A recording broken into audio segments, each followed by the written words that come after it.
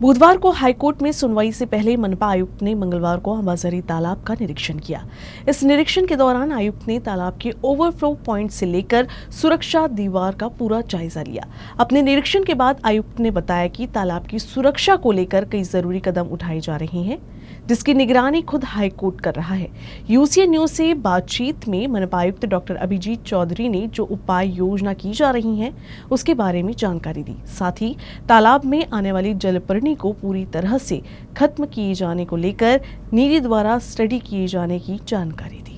नागपुर में अंबाझरी तालाब के मजबूतीकरण का काम शुरू है। इस पर हाईकोर्ट की भी निगरानी है। इसी पर अधिक बातचीत करने के लिए हमारे साथ मौजूद हैं डॉक्टर अभिजीत चौधरी, मनपा आयुक्त। सर, ये बताएं कि जो घटना नागपुर में हुई है उसके मद्देनज़र कई तरह के इंतजाम किए जाने की ज़रूरत है, तो कौन कौन से कदम महानगर पालिका के द्वारा उठाए जा रहे हैं? नहीं, इसमें कई सारी चीज़ें जो है अभी हम कई मेजर्स जो है ले रहे हैं, जिसमें पहला एक सबसे बड़ा इंपॉर्टेंट मेजर जो है कि अंबाझरी डैम की जो स्ट्रेंथनिंग की आवश्यकता थी वो इरिगेशन डिपार्टमेंट के थ्रू हम अभी उसकी स्ट्रेंथनिंग कर रहे हैं। हमारा काम जो है वो अभी चल रहा है और इस मानसून के पहले वो काम कंप्लीट करने की हमारी पूरी कोशिश रहेगी। अपस्ट्रीम साइड का जो पहले पानी की लेवल थी वो भी अभी डाउन हो गई है, वहाँ पे भी काम शुरू करने वाले हैं। तो एक मेन जो काम है अंबाझरी डैम की स्ट्रेंथनिंग का वो किया जा रहा है, इरिगेशन डिपार्टमेंट के थ्रू इसको किया जा रहा है। उसके बाद जो हमारा एक सामने रोड का जो ब्रिज है उसका जो उसकी वाटर डिस्चार्ज कैपेसिटी थी तो इंक्रीज़ करने के लिए उसकी हाइट इंक्रीज़ करना आवश्यक था, तो वो भी पीडब्ल्यूडी डिपार्टमेंट ने उसकी वर्क ऑर्डर इशू कर दी है, वो भी काम शुरू होने वाला है। जो बीच में जो नदी पात्र है हमने एक जो स्टडी करवा लिया था इरिगेशन डिपार्टमेंट से इनिशियल फर्स्ट 850 मीटर्स का, और आगे उसके बाद का स्टेज जो है उसका भी स्टडी अभी हम करवाने वाले हैं CWPRS से।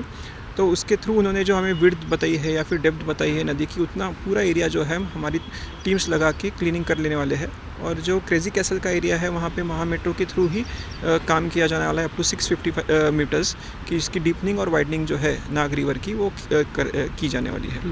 तालाब में सर एक जलपर्णी भी बड़ी समस्या है, उसको भी साफ़ करने का काम शुरू है। ये काम सतत प्रक्रिया से महानगर पालिका के द्वारा शुरू है, लेकिन परमानेंट सॉल्यूशन कोई उसका निकल नहीं रहा है। नहीं, ये अभी हम 7-8 महीने से तो हमारी कंटिन्यूस मशीनरी मैन पावर यहाँ पे लगी हुई है जो जलपर्णी निकालती है, लेकिन इसका एक साइंटिफिक स्टडी होना आवश्यक है कि ये जलपर्णी क्यों पैदा होने वाली है। इसलिए हमने अभी नीरी जो है उनको अप्रोच किया हुआ है, उनके थ्रू हम एक स्टडी करने वाले हैं कि क्या रीज़न है कि जिसकी वजह से अभी ये जलपर्णी होने वाली है।